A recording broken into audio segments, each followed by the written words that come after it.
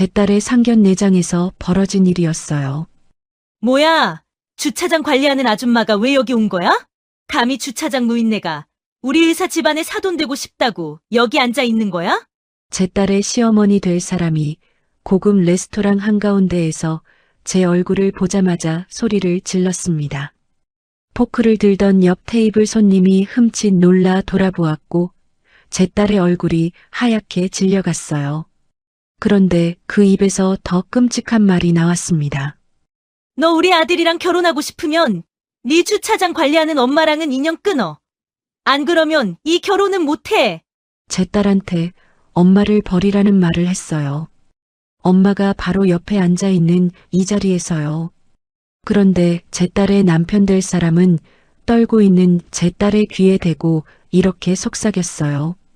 현정아, 일단 엄마 말 들어. 우리 집안 수준이랑 너희 집이랑 안 맞는 건 사실이잖아.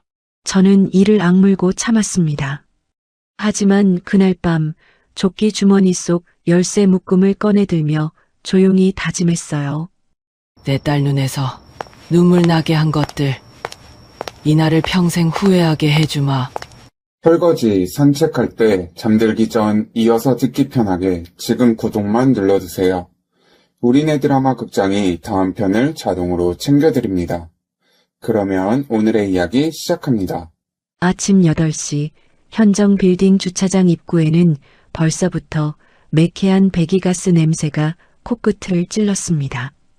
경적 소리가 사방에서 울려대는 그 한가운데 저는 낡은 노란 조끼를 걸치고 수신호를 보내고 있었죠. 여름 아스팔트에서 올라오는 지열이 발바닥까지 뜨겁게 달궜지만 이런 아침이 어색할 나이는 이미 지났습니다. 주차 부스 안선반 위에는 제 낡은 가죽 파우치가 놓여 있었어요.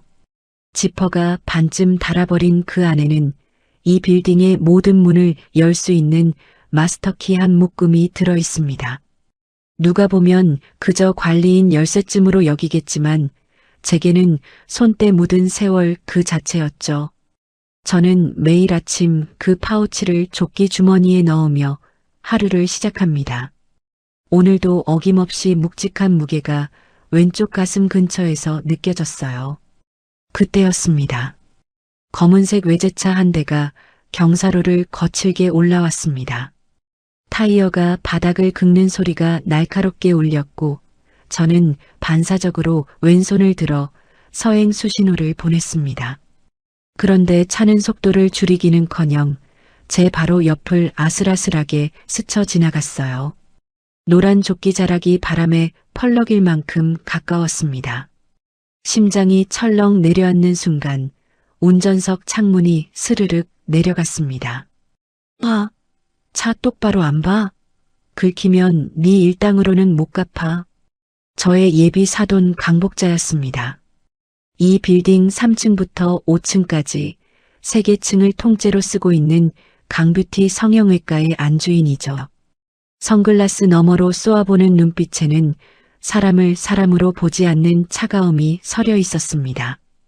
입술 양 끝이 아래로 처진 채 인상을 잔뜩 구기고 있는 얼굴이 창문 너머로 또렷하게 보였어요. 아침부터 재수없게 노인네가 길을 막고 서 있어? 당신 일 똑바로 하는 나를 본 적이 없어. 내 차 VIP 구역에 딱 갖다 놔. 흠집 하나라도 나면 너 월급에서 다 깔 줄 알아. 한두 번이 아니었습니다. 저 여자는 이 빌딩에 올 때마다 늘 이런 식이었어요. 어떤 날은 차에서 내리면서 제 발을 밟고 지나가고도 사과 한마디 없었고 지난번에는 주차 위치가 마음에 안 든다며 30분 넘게 소리를 질러댄 적도 있었죠. 그때마다 저는 고개를 숙이고 참았습니다. 입만 열면 천박한 말이 쏟아지는 사람한테는 침묵이 가장 현명한 대꾸니까요. 사돈은 차 키를 제 쪽으로 던지듯 내밀었습니다. 마치 하인에게 명령하듯 손가락 끝으로 키를 흔드는 모양새가 어찌나 익숙하던지요. 외제차 뒷좌석에 실린 명품 쇼핑백들이 창문 너머로 힐끗 보였어요. 저 쇼핑백 하나 값이면 저 같은 사람 한 달치 월급은 되겠구나 라는 생각이 절로 들었죠.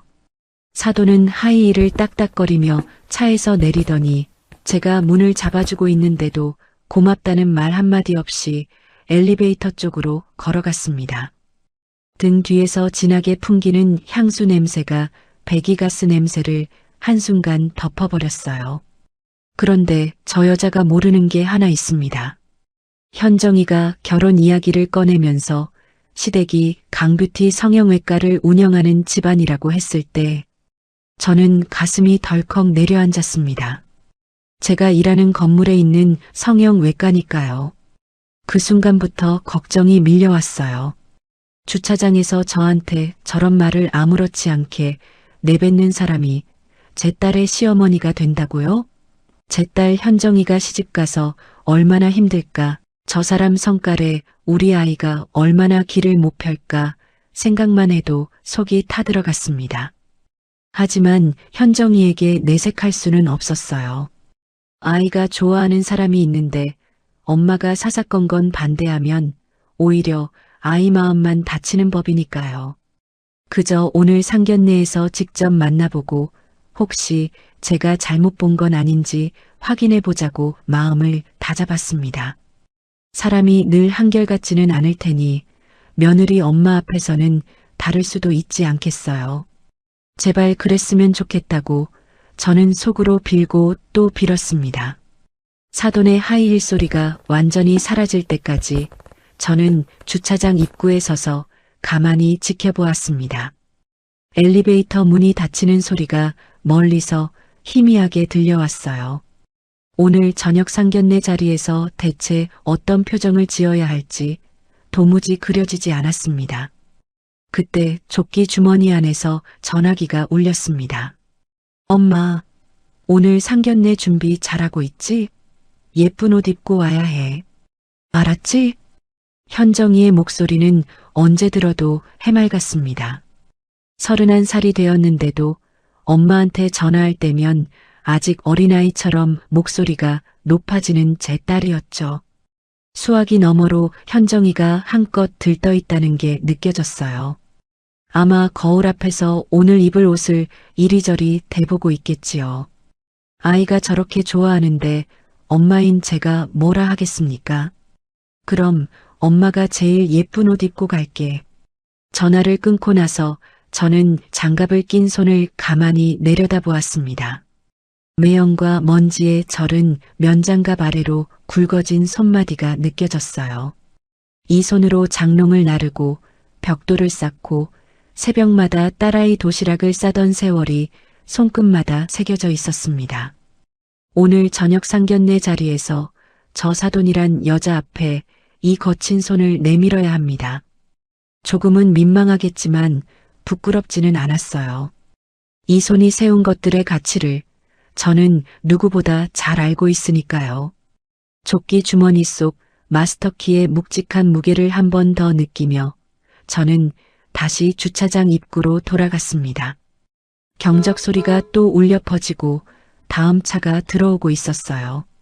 오늘도 현정 빌딩의 아침은 그렇게 소란스럽게 시작되고 있었습니다. 상견례를 앞두고 단정한 옷으로 갈아입으면서 문득 거울 속 제 손이 눈에 들어왔습니다. 손등은 거칠게 갈라져 있었고 손마디마다 굳은 살이 두껍게 박혀 있었죠. 이 손이 처음부터 이랬던 건 아닙니다. 28살 남편이 세상을 떠나던 날까지만 해도 저는 그저 평범한 젊은 엄마였어요. 남편의 장례를 치르고 나니 통장에 남은 건 200만 원이 채 되지 않았습니다. 그때 현정이는 겨우 5살이었어요. 장례식장에서 돌아온 아이가 거실 한가운데 쪼그려 앉아 아빠 언제 와? 라고 물었을 때 저는 울지 않겠다고 이를 악물었습니다. 이 아이 앞에서는 절대 무너지면 안 된다고 그날 밤 베개를 물어뜯으며 다짐했죠. 일자리를 찾아 나섰지만 어린아이를 맡길 곳도 없는 혼자에다가 쓸만한 기술도 없었습니다. 그러다 눈에 들어온 게 동네 가구점 배달 모집 전단지였어요. 힘이 세지 않아도 된다. 성실하면 된다. 그렇게 적혀 있었는데 막상 가보니 현실은 전혀 달랐습니다. 40kg짜리 장롱을 3층까지 계단으로 올려야 했고 무거운 가구를 끌어 나르다 보면 손등이 벽에 쓸려 피가 났어요. 한겨울에는 철제 손잡이가 살갗에 달라붙어 껍질째 벗겨지기도 했습니다. 집에 돌아와서 테이프를 감고 다음 날 아침이면 또 그 위에 새 테이프를 더 감았습니다. 어떤 날은 테이프가 3겹, 4겹씩 감겨서 장갑이 안 들어갈 지경이었어요. 현정이를 봐줄 사람이 없는 날이면 같은 동네 반찬가게 사장님께 아이를 맡기고 나갔습니다. 배달을 마치고 허겁지겁 데리러 가면 현정이는 가게 한쪽 구석에 앉아 공책에 그림을 그리고 있곤 했어요. 어떤 날은 제가 너무 늦어서 사장님이 아이에게 저녁밥까지 먹여놓은 적도 있었습니다. 고맙다고 몇 번을 말해도 모자랄 뿐이었지만 남의 손에 아이를 맡겨야 하는 엄마 마음은 매번 미어졌어요. 한 번은 데리러 갔더니 현정이가 저를 보자마자 달려오면서 엄마, 손 아파? 라고 물었습니다. 제 손등에 감긴 테이프를 보고 한 말이었죠. 그 작은 손이 제 손등을 어루만지는데 골목길에 서서 한참을 울었어요. 그렇게 3년, 5년 가구를 나르며 온 서울을 돌아다녔습니다. 비가 오나 눈이 오나 배달 주문이 들어오면 쉴 틈이 없었어요. 밤 10시에 마지막 배달을 마치고 집에 돌아오면 현정이는 이미 이불 속에서 잠들어 있었습니다. 베개맡에 놓인 종이에 엄마 힘내라고 삐뚤삐뚤 적어놓은 걸 볼 때마다 저는 그 작은 글씨를 들여다보며 내일도 버텨야 할 이유를 확인했습니다. 그런데 배달을 하면서 한 가지 눈에 밟히는 게 있었어요. 번화한 거리의 건물들이었습니다. 이 동네는 왜 땅값이 비싼지, 저 골목은 왜 사람이 몰리는지 장롱을 나르며 골목골목을 누비다 보니 어느새 제 나름의 감이 생기기 시작한 거예요. 남들은 건물을 올려다보며 감탄했지만 저는 그 건물이 서 있는 땅을 내려다보았습니다.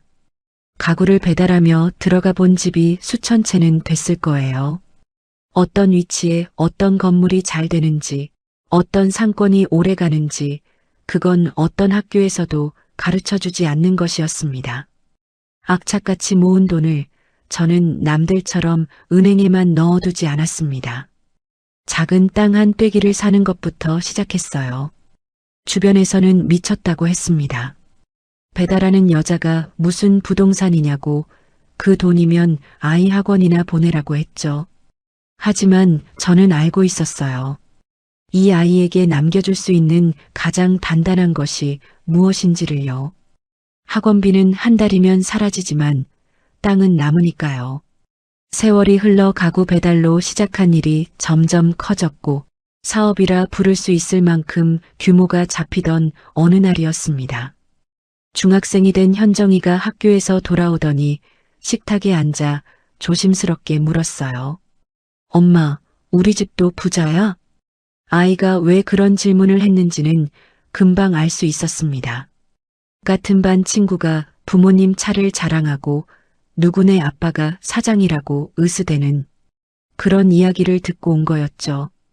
저는 현정이의 손을 잡고 눈을 맞추며 말했습니다. 현정아, 돈이 있든 없든 그걸로 남 위에 서려고 하는 사람이 되면 안 돼. 엄마가 힘들게 일해서 많이 번 건 사실이지만 그걸 자랑하거나 무기로 쓰는 순간 그건 더 이상 값진 게 아니란다.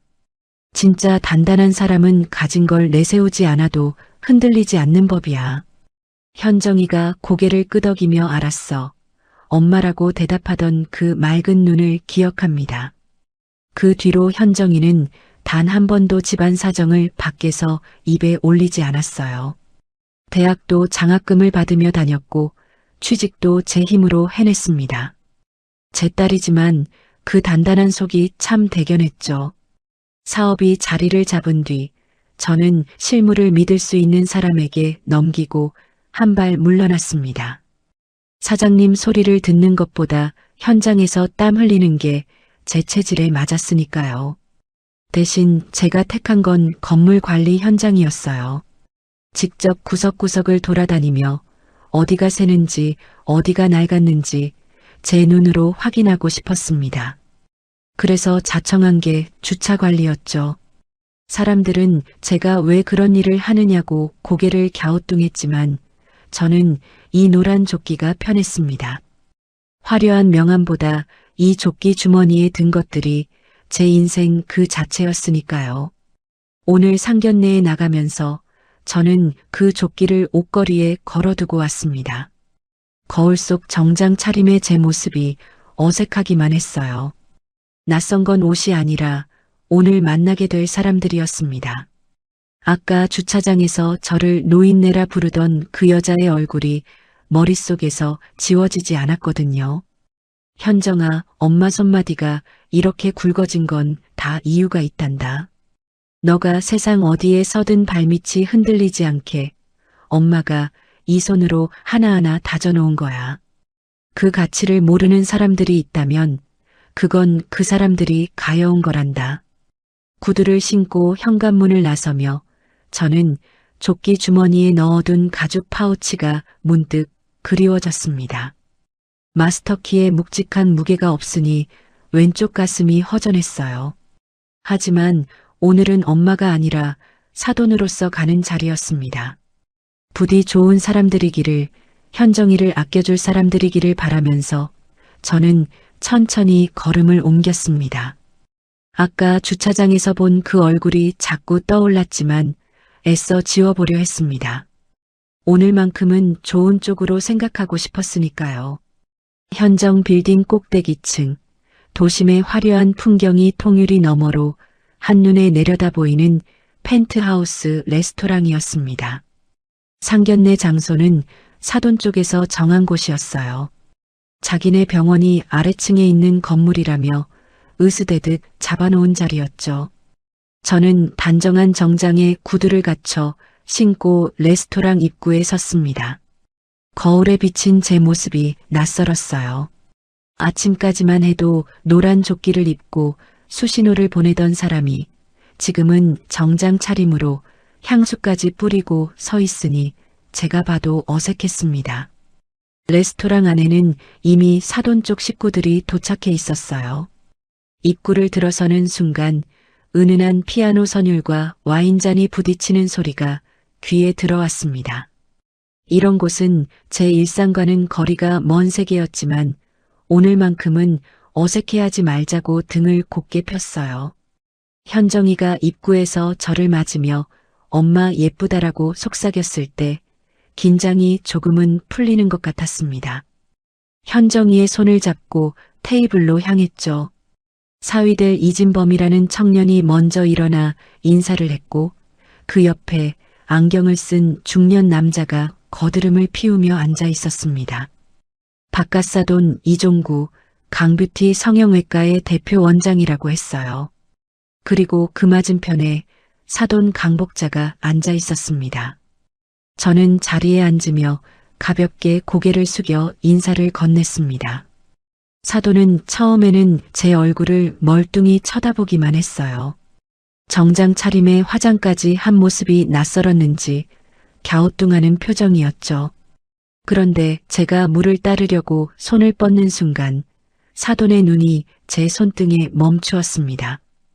굳은 살이 박이고 거칠게 갈라진 그 손등을요. 사돈의 표정이 순식간에 험하게 굳어졌습니다. 아니, 당신 우리 건물 주차장에서 일하는 그 아줌마 아니야? 사돈의 목소리가 레스토랑 안에 날카롭게 울렸습니다. 포크를 들던 옆 테이블 손님이 흠칫 놀라 이쪽을 돌아보았어요. 사돈은 자기 목소리가 얼마나 큰지도 모르는 채 의자에서 반쯤 일어나 제 얼굴을 뚫어지게 쏘아보았습니다. 저는 당황하지 않으려고 애썼지만 가슴이 쿵 내려앉는 건 어쩔 수 없었습니다. 네, 저 맞습니다. 이 건물 주차장에서 관리 일을 하고 있어요. 제가 차분하게 대답하자 사돈의 얼굴이 믿을 수 없다는 듯 일그러졌습니다. 옆에 앉은 박가사돈이 안경을 고쳤으며 헛기침을 했어요. 허허, 부인. 사람 잘못 본 거 아니오? 주차 관리하는 노인네가 어떻게 이런 자리에. 박가사돈은 제 쪽을 보지도 않고 말했습니다. 마치 제가 이 자리에 있는 것 자체가 잘못이라는 듯 투명인간 취급을 하는 거였죠. 저는 입술을 꾹 깨물었습니다. 잘못 보긴 뭘 잘못 봐. 이 손 좀 봐요, 여보. 주차장에서 차 빼고 넣고 하던 그 손이잖아.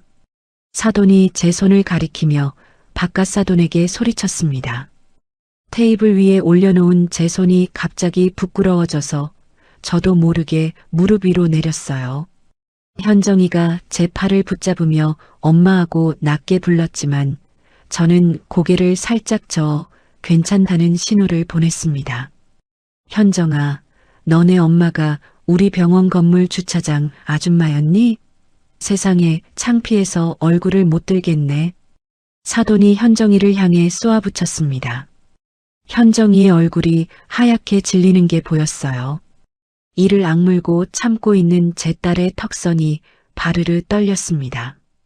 저는 현정이의 손을 테이블 아래에서 꼭 잡아주었어요. 예전에 사업 좀 하던 분이라고 들었는데 결국 주차 관리나 하고 있었어? 그걸 사업이라고 한 거야? 우리 같은 의사 집안이 주차 관리하는 집안이랑 사돈을 맺는다고? 사돈의 말이 비수처럼 꽂혔지만 저는 아무 말도 하지 않았습니다. 입을 열면 현정이의 혼사가 깨질 것 같았으니까요. 주차 관리가 뭐가 어떻냐고, 사람이 땀 흘려 일하는 게 뭐가 부끄럽냐고. 하고 싶은 말이 목구멍까지 차올랐지만 꿀꺽 삼켰습니다. 제가 참으면 되는 일이었습니다. 아직은요. 식사가 나왔지만 젓가락을 드는 사람은 아무도 없었어요. 사돈이 팔짱을 끼며 의자 등받이에 기대 앉았습니다. 사돈, 우리 진범이는 의사 집안 실장이요. 격이라는 게 있는 법인데 이건 좀 곤란하군. 박가사돈이 점잖은 척 거드름을 피우며 한마디 거들었습니다. 의사 집안 실장이라는 말이 귀에 걸렸어요. 현정이에게 들은 바로는 사위가 의대 진학에 실패하고 아버지 병원에서 이름뿐인 직함으로 다니고 있다고 했거든요. 그런데 그걸 이렇게 대단한 것처럼 내세우다니 속으로 한숨이 나왔지만 내색하지 않았습니다. 사위 진범은 고개를 숙인 채 아무 말도 하지 않았어요. 부모가 저렇게 장모를 모욕하는데도 말리기는커녕 현정이 쪽을 힐끗 보며 눈치만 살피고 있었습니다. 저는 그 모습이 사돈 부부의 막말보다 더 서글펐어요. 내 딸이 평생을 함께하겠다는 사람이 저런 사람이라니 가슴 한쪽이 먹먹해졌습니다. 통유리 너머로 도심의 야경이 반짝이고 있었지만 그 화려한 불빛이 지금 제 눈에는 들어오지 않았습니다. 제가 견뎌야 할 건 이 사람들의 시선이 아니라 이 자리에서 흔들리지 않고 버티는 것이었어요. 무릎 위에 내려놓은 제 손이 미세하게 떨리고 있었지만 그 떨림을 아는 사람은 테이블 아래에서 제 손을 꼭 잡고 있는 현정이 뿐이었습니다. 그 작은 힘이 저를 의자에 붙들어 매고 있었죠. 사돈의 조롱이 잠시 멈추나 싶었습니다. 그런데 그게 끝이 아니었어요. 사돈이 갑자기 지나가던 직원을 불러 세우더니 종이와 펜을 달라고 했습니다. 직원이 가져다 준 하얀 종이 위에 사돈은 거친 글씨로 무언가를 휘갈겨 쓰기 시작했어요. 한 줄, 두 줄, 세 줄. 테이블 위에서 펜이 긁히는 소리가 유난히 크게 들렸습니다. 다 쓴 종이를 현정이 앞으로 밀어놓으며 사돈이 차갑게 입을 열었어요. 절연 서약서야. 레스토랑 안 공기가 한순간 얼어붙는 것 같았습니다. 절연이라는 두 글자가 귀에 박히는 순간 제 심장이 멈추는 것 같았어요. 서류 맨 위에 굵은 글씨로 적혀 있는 제목을 다시 한번 들여다보았습니다. 친족관계 절연 서약서. 그 아래에는 빽빽한 조항들이 나열되어 있었어요. 결혼 후 친모와의 모든 왕래를 중단한다. 명절 및 경조사 참석을 금한다. 이를 위반 시 모든 위자료를 포기하며 이혼 사유로 한다. 한 줄 한 줄 읽을 때마다 눈앞이 흐려졌습니다. 주차장 관리나 하는 아줌마 딸을 며느리로 들릴 수는 없어. 그런데 우리 진범이가 현정이를 좋아한다니까 내가 한 발 양보하는 거야. 결혼하고 싶으면 엄마랑 인연 끊겠다는 서약서를 써. 그게 조건이야. 사돈은 서류를 현정이 앞으로 밀어놓으며 차갑게 말했습니다. 제 귀를 의심했어요. 엄마와 인연을 끊으라고요? 딸에게 엄마를 버리라는 말을 엄마가 앉아있는 바로 이 자리에서 하는 겁니까? 현정이의 얼굴이 하얗게 질려갔습니다. 서약서를 내려다보는 현정이의 눈동자가 미세하게 흔들리고 있었어요. 저는 테이블 아래에서 현정이의 손을 더 세게 쥐었습니다. 괜찮다고 동요하지 말라고 말해주고 싶었지만 목소리가 나오지 않았어요. 이 자리에서 제가 먼저 감정을 드러내면 현정이가 더 힘들어질 것 같았으니까요. 사인해. 안 그러면 이 결혼은 없어. 어디서 감히 근본도 없는 집안이 우리 의사 집안에 발을 들여? 사돈이 팔짱을 낀 채 의자 등받이에 깊숙이 기대앉으며 쏘아붙였습니다. 근본이라는 말이 가슴에 못처럼 박혔어요. 새벽부터 밤까지 땀 흘려 일하고 딸 하나 똑바로 키워보겠다고 이를 악물던 세월이 고작 근본이 없다는 한마디에 뭉개지는 기분이었습니다. 바깥 사돈이 물잔을 들어 한 모금 마시더니 점잖은 척 입을 열었어요. 사돈, 이게 다 우리 가문의 명예를 위한 거니 이해해 주시오. 주차관리원 집안이랑 섞이는 건 우리 병원 이미지에도 타격이 큽니다. 그것도 병원 건물 주차장이잖아요. 환자들이 원장 사돈이 주차관리원이라는 걸 알면 병원격이 떨어진다 이겁니다. 바깥 사돈의 말투는 조용했지만 그 내용은 사돈의 막말보다 더 깊이 찔렸어요. 사돈이 감정적으로 소리를 지르는 거라면 바깥 사돈은 차분하게 계산된 모욕을 하는 거였으니까요. 병원격이라니 사람을 병원 간판 아래에 놓고 저울질하는 거였습니다. 그때 저도 예상하지 못한 일이 벌어졌습니다. 사위 진범이 현정이의 손을 잡더니 귓가에 대고 속삭이기 시작한 거예요. 저와 불과 한 팔 거리였기에 그 목소리가 제 귀에도 들려왔습니다. 현정아, 일단 써. 우리 엄마 화 풀리게. 형식적인 거잖아. 실제로 연락 끊을 것도 아니고.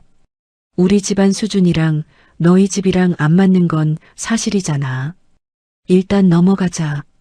우리 집안 수준이랑 안 맞는 건 사실이라는 말이 사위의 입에서 나왔습니다. 그 순간 저는 사돈 부부보다 사위가 더 무서웠어요. 적어도 사돈은 대놓고 말이라도 하지. 이 사람은 연인의 귀에다 대고 속삭이면서 엄마를 버리라고 하는 거였으니까요. 형식적이라는 말로 포장해서요. 현정이가 사위의 손을 뿌리쳤습니다. 그리고 서약서를 내려다보며 한참을 침묵하더니 고개를 들어 사돈을 똑바로 바라보았어요. 어머님, 저희 엄마가 주차장 관리를 하시는 게 왜 근본이 없는 건가요? 누구보다 성실하게 사신 분이에요. 새벽부터 밤까지 일하시면서 저를 혼자 키우신 분이에요. 현정이의 목소리가 떨리고 있었지만 눈빛만은 흔들리지 않았습니다. 제 딸이 저를 위해 저렇게 말하고 있다는 게 고맙기도 하고 미안하기도 했어요. 엄마가 이런 자리에서 딸한테 방패가 되어줘야 하는데 오히려 딸이 엄마를 지키려 하고 있으니까요. 현정이의 목소리에 힘이 실릴수록 저는 점점 더 눈물을 참기가 어려워졌습니다. 하지만 여기서 똑같이 화를 내면 안 됩니다. 엄마의 그런 모습을 보이면 현정이의 마음이 더 무너질 테니까요. 사돈이 콧방귀를 뀌었습니다. 성실? 성실하면 뭐래? 결국 주차장에서 수신호나 하고 있잖아. 그게 너네 집안의 수준이야. 우리 진범이는 의사 집안 실장이야. 어울리질 않는다고. 저는 사돈의 말을 듣고 있으면서도 현정이의 얼굴만 보고 있었습니다. 제 딸이 지금 얼마나 힘든지 저는 알고 있었어요. 그리고 결국 선택은 현정이의 몫이기도 했으니까요. 현정이는 어릴 때부터 남한테 기대지 않고 제 힘으로 살아가는 아이였습니다. 대기업에 취직한 것도 디자인팀에서 인정받은 것도 전부 이 아이가 밤새워 노력한 결과였어요. 그런 아이한테 근본을 운운하다니 저보다 현정이가 더 억울할 거라는 생각에 가슴이 찢어졌습니다. 사돈의 말에 바깥 사돈이 고개를 끄덕이며 거들었어요. 그렇지. 격이라는 게 있어. 사돈, 서운하겠지만 현실적으로 생각해봐요. 이 서약서가 오히려 현정이를 위한 거요. 우리 집안에 들어오려면 그 정도 각오는 해야지. 안 그래도 주변에서 뒷말이 많아요. 현정이를 위한 거라니. 딸에게 엄마를 버리라고 강요하는 게 딸을 위한 거라니. 뒷말이 많다는 건 또 뭡니까? 결국 자기들 체면이 문제라는 뜻이었습니다. 사위 진범이 다시 현정이의 팔을 잡으며 말했습니다. 현정아, 왜 이래? 부모님이 너를 싫어하시는 게 아니라 걱정되시는 거잖아. 일단 사인하고 나중에 천천히 풀면 되지. 천천히 풀면 된다고?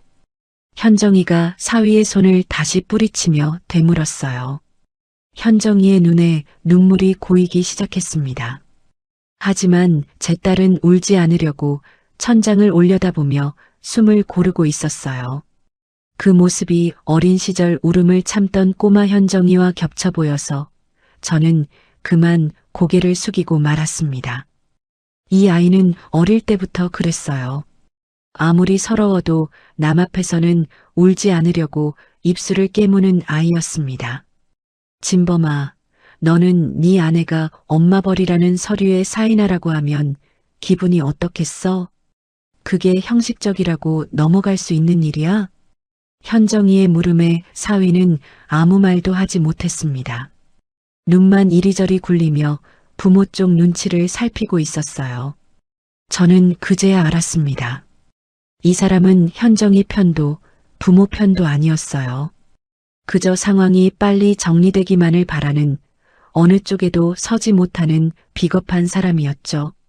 사돈이 테이블을 탁 치며 일어섰습니다. 됐어. 사인 안 할 거면 이 결혼은 없는 거야. 주차 관리나 하는 집안 주제에 우리 집안에 발을 들이려 한 것부터가 잘못이야. 사돈의 고함이 레스토랑 전체에 울려 퍼졌어요. 다른 테이블의 손님들이 일제히 이쪽을 쳐다보았습니다. 직원 한 명이 다가오려다 사돈의 기세에 눌려 발걸음을 멈추는 게 보였어요. 레스토랑의 피아노 소리마저 한순간 멈춘 것처럼 느껴졌습니다. 저는 고개를 들어 현정이를 바라보았습니다. 제 딸은 서약서를 내려다보고 있었어요. 입술을 꽉 깨문 채 눈물을 삼키고 있는 현정이의 모습이 저를 무너뜨렸습니다. 하지만 지금 제가 무너지면 현정이가 더 흔들릴 거라는 걸 알고 있었어요. 테이블 위에 놓인 절연 서약서가 레스토랑의 조명을 받아 하얗게 빛나고 있었습니다. 저 종이 한 장에 현정이의 인생이, 저와 현정이의 30년이 담겨 있다고 생각하니 온몸에 힘이 빠져나가는 것 같았어요. 하지만 동시에 제 안에서 무언가가 단단하게 굳어지는 것도 느꼈습니다. 저는 떨리는 손으로 물잔을 들어 한 모금 마셨습니다. 차가운 물이 목을 타고 내려가는 동안 오늘 이 자리에서 벌어진 일들을 저는 한 글자도 빠짐없이 새기고 있었습니다. 사돈이 근본을 운운하던 그 얼굴을, 바깥 사돈이 격을 따지던 그 목소리를, 사위가 현정이 귓가에 속삭이던 그 비겁한 말들을요. 아직은 때가 아닙니다. 하지만 이 기억은 절대 잊지 않을 겁니다. 저는 테이블 위에 놓인 그 종이를 천천히 집어들었습니다. 사돈이 휘갈겨 쓴 글씨가 빗둘빗둘 이어져 있었어요. 엄마와 인연을 끊겠다. 이 한 줄이 제 눈에 박혔습니다. 저는 그 종이를 양손으로 잡고 한순간의 망설임도 없이 가운데를 찢었습니다. 찌직 소리가 레스토랑 안에 또렷하게 울렸어요. 사돈의 눈이 찢어진 종이만큼이나 크게 벌어졌습니다. 아, 너 지금 뭐 하는 거야?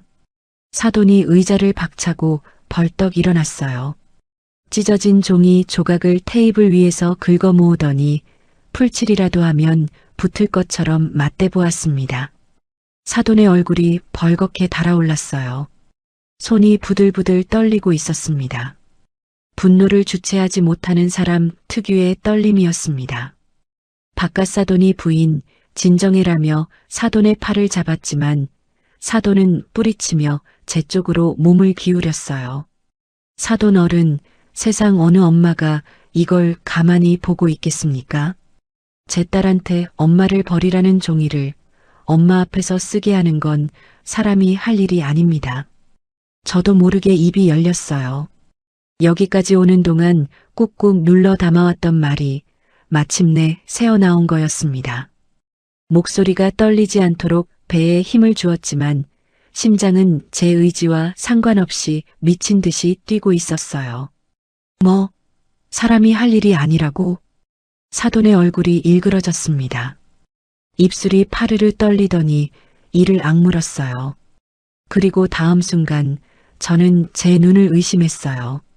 사돈이 가방에서 지갑을 꺼내더니 5만 원권 한 장을 뽑아냈습니다. 번듯한 가죽 지갑에서 빠져나온 빳빳한 지폐가 조명 아래에서 번들거렸어요. 설마 하는 생각이 스치는 사이 사돈의 팔이 움직였어요. 빳빳한 지폐가 제 볼을 스쳤습니다. 서늘한 감촉이 왼쪽 뺨을 핥히고 지나갔어요. 5만 원권은 공중에서 한 바퀴 돌더니 레스토랑의 대리석 바닥 위에 소리 없이 내려앉았습니다. 머리 위 샹들리에 조명이 지폐 위에 번쩍이며 반사되었어요. 그 빛이 마치 비웃음처럼 느껴졌습니다.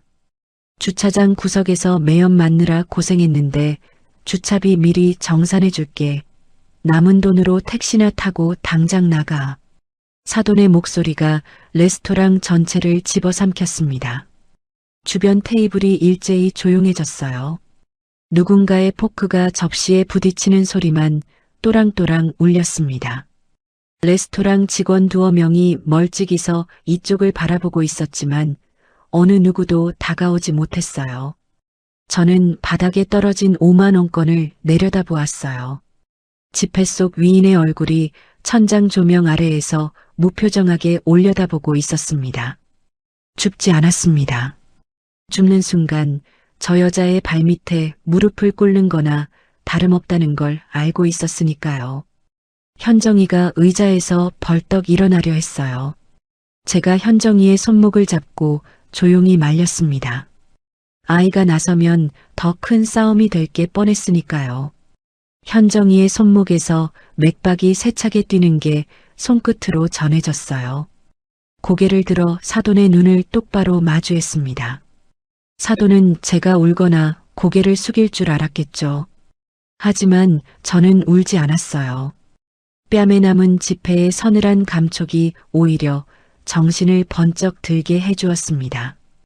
이 순간을 또렷하게 기억해야 한다고 온몸의 신경이 말하고 있었어요. 바깥 사돈이 헛기침을 하며 고개를 돌렸습니다. 민망한 건지 아내의 행동이 과하다고 느낀 건지 하지만 말리지는 않았어요. 침묵으로 동조하는 것도 같은 편이라는 뜻이었습니다. 그때 사위 진범이 자리에서 일어났어요. 저는 혹시 이 사람이라도 사과를 하려나 싶어 잠시 기대했습니다. 하지만 사위가 향한 건 제가 아니라 현정이었어요. 현정아, 너 왜 가만히 있어? 장모님 모시고 빨리 안 나가? 우리 부모님 기분 다 망쳤잖아. 사위의 목소리에는 분노가 아니라 짜증이 담겨 있었습니다. 부모님 앞에서 빨리 상황을 정리하고 싶다는 조급함이었죠. 제 뺨에 돈이 날아왔는데 이 사람이 걱정하는 건 부모님 기분이었어요. 현정이가 사위를 올려다보았습니다. 제 딸의 눈에서 무언가가 꺼져가는 게 보였어요. 사랑했던 사람에 대한 마지막 기대가 사라지는 순간을 저는 그 눈에서 읽었습니다. 기분을 망친 건 대체 누구니, 진범아. 현정이의 목소리는 낮고 차분했지만 그 안에 담긴 무게가 달랐어요. 떨림도 호소도 없었습니다. 뭔가를 완전히 내려놓은 사람의 목소리였죠. 아까까지 눈물을 참고 있던 제 딸의 얼굴에서 이제는 눈물의 흔적조차 거쳐 있었습니다. 대신 그 자리를 메운 건 서늘한 결기였어요.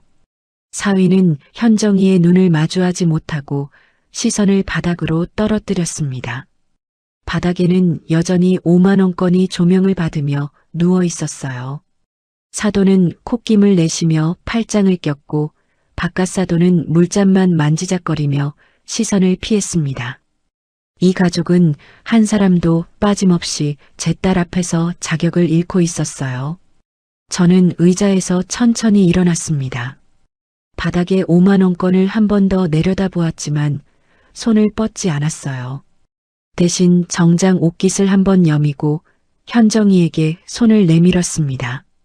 가자, 현정아. 현정이가 제 손을 잡았어요. 우리 모녀는 한마디 말도 더하지 않고 테이블을 떠났습니다.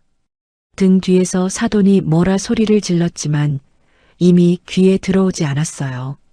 레스토랑 문을 나서는 순간 밤 공기가 뺨에 와닿았습니다. 아까 지폐가 스쳤던 바로 그 자리예요. 차가운 바람이 서늘한 감촉을 덮어 씌우고 있었지만 제 안에서는 전혀 다른 온도가 올라오고 있었습니다. 분노도 서러움도 아닌 그보다 훨씬 단단한 것이었어요. 복자야, 너가 던진 그 5만 원 기억해둬라. 그리고 이진범, 너가 내 딸의 손을 놓은 이 순간도. 엘리베이터 문이 닫히고 층수가 하나씩 줄어들었습니다. 현정이는 제 어깨에 이마를 기대고 있었어요. 아무 말도 하지 않았지만 제 정장 어깨가 축축하게 젖어드는 게 느껴졌습니다. 저는 현정이의 머리를 가만히 쓸어내렸어요. 이 아이가 상견례장에서 보여준 강단이 지금 이 엘리베이터 안에서 비로소 눈물로 풀리고 있는 거였죠. 괜찮다, 울어도 된다. 입 밖으로 꺼내지 못한 그 말을 손끝에 실어 아이의 머리카락을 쓰다듬었습니다. 건물 밖으로 나오자 밤바람이 세게 불어왔습니다. 현정이는 여전히 제 팔을 잡은 채 아무 말이 없었어요. 저도 딱히 할 말을 찾지 못했습니다. 위로의 말이 떠오르지 않아서가 아니라 지금은 어떤 말도 이 아이의 상처를 덮기에 충분하지 않다는 걸 알았으니까요. 현정 빌딩 건너편 공원에 작은 벤치가 하나 있었습니다. 우리 모녀는 말없이 그리로 걸어가 나란히 앉았어요. 벤치 앞으로 현정 빌딩의 야경이 펼쳐져 있었습니다. 꼭대기층 펜트하우스 레스토랑의 불빛이 아직 환하게 켜져 있었어요. 불과 20분 전 제 뺨에 5만 원권이 날아왔던 바로 그곳이었죠. 가로등 아래로 나방 한 마리가 빙글빙글 돌고 있었고 멀리서 택시 경적이 희미하게 울렸습니다. 세상은 평소와 다를 것 없이 돌아가고 있었지만 저와 현정이에게 오늘 밤은 전혀 평범하지 않았어요. 한참을 가만히 앉아있던 현정이가 먼저 입을 열었습니다. 엄마, 나 파혼할 거야. 저런 사람들이랑은 가족이 될 순 없어. 현정이의 목소리는 단호했어요. 아까 레스토랑에서 보여줬던 그 서늘한 결기가 아직 남아 있었습니다. 저는 딸의 얼굴을 가만히 들여다보았어요. 눈가에 마른 눈물 자국이 있었지만 눈빛은 맑았습니다. 잘 생각했어. 저는 현정이의 손을 감싸주며 말했습니다. 거칠고 굳은 살 박힌 제 손이 현정이의 고운 손등 위에 올라갔어요. 근데 엄마, 나 한 가지 미안한 게 있어. 현정이가 고개를 숙이며 조심스럽게 말을 이었습니다. 시댁한테 엄마가 건물주라는 거 내가 말하지 말자 했잖아. 그게 엄마가 예전에 했던 말 때문이었어. 가진 걸로 남 위에 서는 사람이 되지 말라고 했잖아. 진짜 단단한 사람은 가진 걸 내세우지 않아도 흔들리지 않는다고. 나는 그 말을 지키고 싶었어. 예전 제가 현정이에게 했던 말이 그대로 돌아왔습니다. 중학생이던 아이가 식탁에 앉아 고개를 끄덕이던 그날의 모습이 떠올랐어요. 그때 심어놓은 씨앗을 이 아이가 이렇게까지 품고 있었구나 하는 생각에 가슴 한쪽이 뜨거워졌습니다. 현정이의 눈에 다시 눈물이 차올랐어요. 진범이네가 우리 건물에서 병원을 하고 있잖아. 그걸 알면 자존심이 상할 수도 있겠다 싶었어. 시부모님 될 분들인데 괜히 불편하게 만들고 싶지 않았고 엄마 가르침대로 재산을 앞세우지 않으려고 한 건데 결국 그게 엄마한테 이런 수모를 당하게 만든 거잖아. 내가 처음부터 말했으면 저 사람들이 감히 저러지 못했을 텐데. 현정이가 고개를 떨구며 제 손등 위에 눈물을 떨어뜨렸어요. 따뜻한 물방울이 제 굳은 살 사이로 스며들었습니다. 현정아, 저는 딸의 턱을 살며시 들어올렸어요. 너가 잘못한 거 아니야. 엄마가 한 말을 지키려 한 너의 마음이 틀린 게 아니란다. 다만 세상에는 배려가 통하지 않는 사람들이 있어. 저 사람들이 바로 그런 부류였던 거지. 그리고 오히려 저런 사람들을 피할 수 있게 된 거니 오히려 잘 된 거지. 현정이가 코를 훌쩍이며 고개를 끄덕였습니다. 저는 아이의 머리카락을 쓸어넘기며 잠시 현정 빌딩을 올려다보았어요. 3층부터 5층까지 강뷰티 성형외과가 들어앉아 있는 그 층들에 아직 불이 켜져 있었습니다. 저는 핸드백 안에 넣어둔 가죽 파우치를 꺼냈습니다. 낡은 지퍼를 열고 마스터키 묶음을 꺼내 가로등 불빛에 비춰보았어요. 오래된 열쇠들이 금빛으로 반짝였습니다. 현정아, 저 사람들은 엄마가 주차 관리나 하는 노인네인 줄 알고 저런 짓을 한 거야. 이제 엄마가 진짜 누군지 보여줄 때가 됐구나. 마스터키를 하나하나 손가락으로 짚으며 저는 낮은 목소리로 말했습니다. 내 건물에서 내 딸 눈물 흘리게 한 데가 뼈저리게 치르게 해주마. 현정이가 제 얼굴을 올려다보았어요. 제가 이렇게 차가운 목소리를 내는 걸 처음 듣는 모양이었습니다. 하지만 저는 지금 화가 난 게 아니었어요. 오히려 이상할 만큼 침착했습니다. 분노가 끌어넘치는 단계를 지나 어디에 어떻게 못을 박아야 하는지가 선명하게 보이는 상태였으니까요. 지난 세월 사업을 하며 배운 것이 하나 있다면 감정에 휩쓸릴 때가 아니라 냉정해질 때 승부를 걸어야 한다는 거였습니다. 엄마, 무슨 생각하는 거야? 그 사람들 월세를 1년 넘게 밀렸어. 원래 법적으로 퇴거 절차를 밟으려던 참이었는데 네 시댁이라는 걸 알고 참았던 거야. 그것도 이제 끝이다. 현정이가 눈을 크게 떴습니다. 월세 체납 사실은 현정이도 처음 듣는 이야기였을 거예요. 1년이나? 그러면서 그렇게 큰 소리를 쳤던 거야? 그래. 사모님 행세는 어디 가서도 안 빠지더구나. 내 건물에서 공짜로 장사하면서 그 건물 주인한테 5만 원을 던져. 저는 피식 웃었습니다. 웃음이 나온다는 게 스스로도 의외였어요. 하지만 생각할수록 기가 막혔으니까요.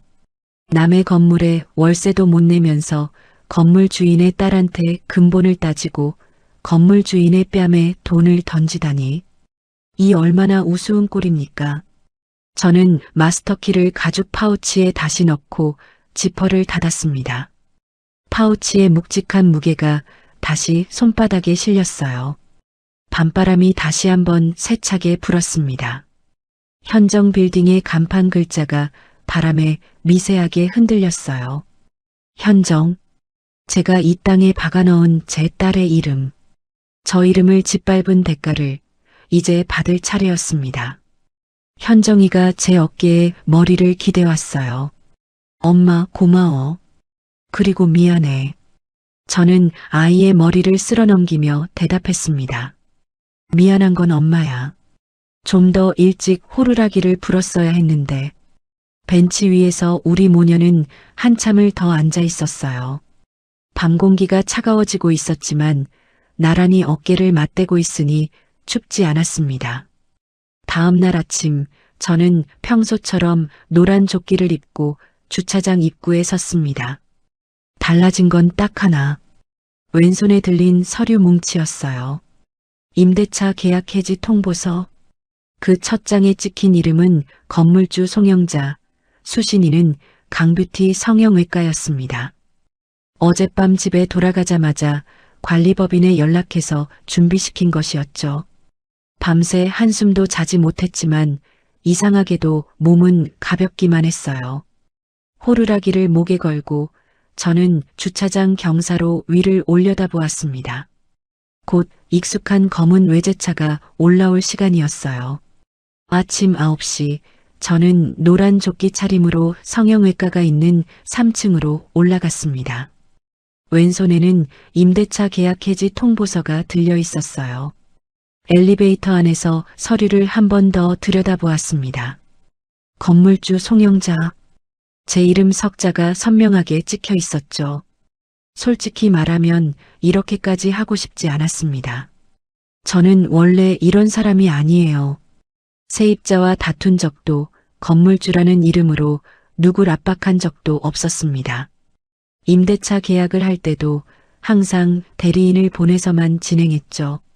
30년 넘게 사업을 하면서 지켜온 원칙이 있었어요.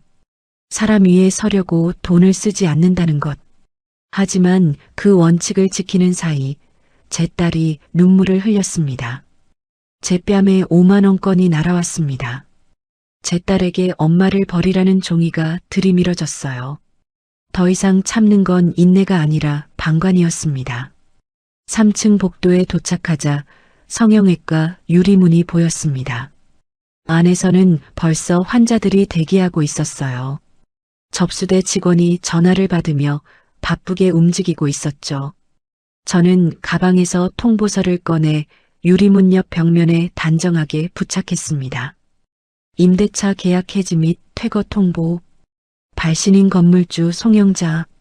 테이프로 내 귀퉁이를 눌러붙이는 동안 손이 떨리지 않았어요. 어젯밤 공원 벤치에서 결심한 순간부터 제 안의 떨림은 멈춰 있었습니다. 통보서를 붙이고 한 발 물러서서 바라보았습니다. 하얀 종이 위에 찍힌 검은 글씨가 형광등 불빛 아래에서 선명했어요. 이 종이 한 장이 저 유리문 안에 있는 사람들의 세계를 뒤집어 놓을 거라는 걸 저는 알고 있었습니다. 복도의 소독약 냄새와 에어컨 바람이 뒤섞여 흘러왔어요. 평소라면 그냥 지나쳤을 병원 냄새가 오늘따라 유난히 강하게 느껴졌습니다. 잠시 뒤 안에서 소란이 일었어요. 접수대 직원이 유리문 너머로 통보서를 발견하고는 얼굴이 하얗게 질린 채 안으로 뛰어들어갔습니다. 웅성거리는 소리가 유리문을 통해 새어나왔어요. 그리고 쿵쿵거리는 발소리와 함께 유리문이 벌컥 열렸습니다. 사돈이었습니다. 아, 주차 아줌마. 이게 뭐야? 미쳤어? 사돈의 얼굴이 벌겋게 상기되어 있었어요. 손에 든 통보서를 구기듯 쥐고는 제 앞으로 성큼성큼 다가왔습니다. 이른 아침부터 머리를 올리고 화장을 한 모습이 어제 상견례 때와 다를 바 없었죠. 달라진 건 그 눈에 담긴 감정이었습니다. 어제의 조롱 대신 오늘은 공포와 분노가 뒤섞여 있었어요. 건물주 송영자? 이게 무슨 장난이야. 여기 건물주가 송씨라는 건 알았지만 설마 당신이 건물주라고 하려는 거야? 저는 조끼 주머니에서 마스터키 묶음을 꺼냈습니다. 열쇠들이 찰랑 부딪히는 소리가 복도에 울렸어요. 저는 그 열쇠들을 사돈의 눈높이까지 들어올리며 차분하게 말했습니다. 이 빌딩 이름이 왜 현정 빌딩인 줄 아세요? 사돈의 눈이 마스터키와 제 얼굴을 번갈아 오갔습니다. 제 딸 박현정. 그 아이 이름을 따서 지은 건물이에요. 제 건물입니다. 사돈의 입이 벌어졌습니다. 아무 소리도 나오지 않는 채로요. 구겨지고 있던 통보서가 손에서 스르르 미끄러져 바닥에 떨어졌어요. 사돈의 시선이 마스터키에서 제 얼굴로 다시 복도 벽에 붙은 통보서로 정신없이 오갔습니다. 머릿속에서 뭔가를 계산하고 있는 듯 했어요. 현정 빌딩이라는 이름, 박현정이라는 딸, 건물주 송영자.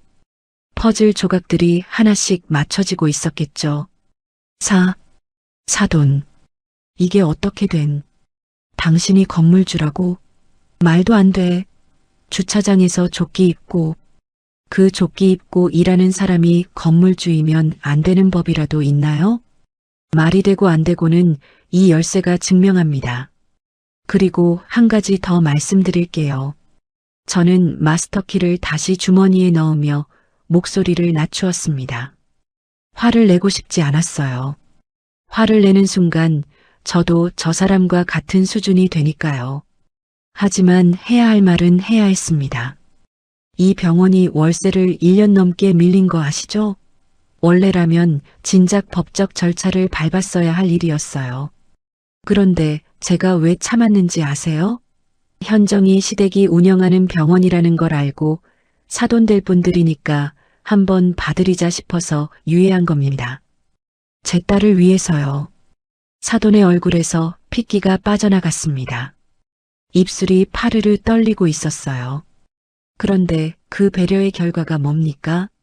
제 딸한테 엄마 벌이라는 종이를 내밀고 제 뺨에 5만 원을 던진 게 당신들의 답이었어요.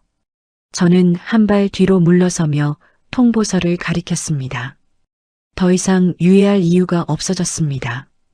계약서에 명시된 대로 체납 월세 정산하시고 기한 내에 퇴거해 주세요. 그때 안쪽에서 바깥사돈이 허겁지겁 달려나왔습니다. 흰 가운을 걸친 채 안경이 삐뚤하게 걸려 있었어요. 진료 중에 소식을 듣고 뛰어나온 게 분명했습니다. 가운 아래로 수술복이 보였고 라텍스 장갑을 한쪽만 벗다 만 상태였어요. 어제 상견례에서 팔짱을 끼고 점잖은 척하던 모습과는 전혀 다른 꼴이었습니다. 아니, 이게 무슨... 사돈, 정말 당신이 이 건물 주인이요? 바깥사돈의 목소리에서 어제의 거드름은 온데간데 없었어요. 격이라느니 수준이라느니 하던 그 점잖은 위선도 사라져 있었습니다. 남은 건 당혹감뿐이었죠. 네, 저 송영자가 이 건물 주인 맞습니다. 어제 격이 안 맞는다고 하셨죠? 그 격 안 맞는 주차장 아줌마가 이 건물 주인이었어요. 바깥사돈의 안경 너머로 눈동자가 흔들리는 게 보였습니다. 뒤에서 대기실 쪽을 힐끗 돌아보더니 목소리를 잔뜩 낮추었어요. 사돈, 잠깐 안에서 이야기합시다. 환자들이 보고 있소. 병원 이미지가... 병원 이미지요? 저는 바깥사돈의 말을 끊었습니다. 어제 원장님이 하신 말씀 기억나세요? 주차장 집안이랑 섞이면 병원 이미지에 타격이 크다고 하셨잖아요. 지금 이 상황이 이미지에 더 안 좋을 것 같으면 조용히 절차를 밟으시면 됩니다. 바깥사돈이 입을 다물었어요. 할 말을 잃은 거였죠. 그 뒤에서 사위진범이 모습을 드러냈습니다. 어제 상견례 때 입었던 정장이 아니라 병원 유니폼 차림이었어요.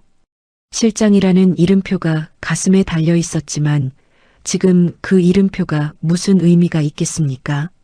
사위는 저를 보자마자 얼굴이 새하얗게 질렸어요. 어제 현정이한테 장모님 모시고 나가라고 소리치던 그 기세는 흔적도 없었습니다. 부모 뒤에 반쯤 숨듯이 서 있는 모습이 어제와 하나도 다르지 않았어요. 그때도 부모 뒤에 있었고 지금도 부모 뒤에 있었습니다. 달라진 건 오직 표정뿐이었죠. 어머님. 사위가 머뭇거리며 한 걸음 다가왔어요. 저는 사위를 바라보며 조용히 말했습니다. 어머님이라고 부르지 마. 어제 현정이한테 뭐라고 했는지 기억나지? 장모님 모시고 빨리 나가라고 했잖아. 그러면서 우리 집안 수준이 안 맞는다고 했고, 사위의 고개가 푹 숙여졌습니다.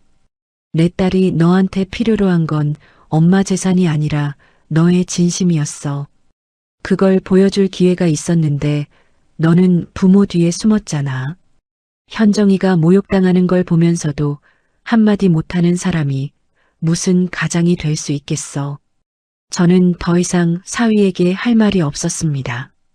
돌아서려는데 사돈이 제 팔을 붙잡았어요.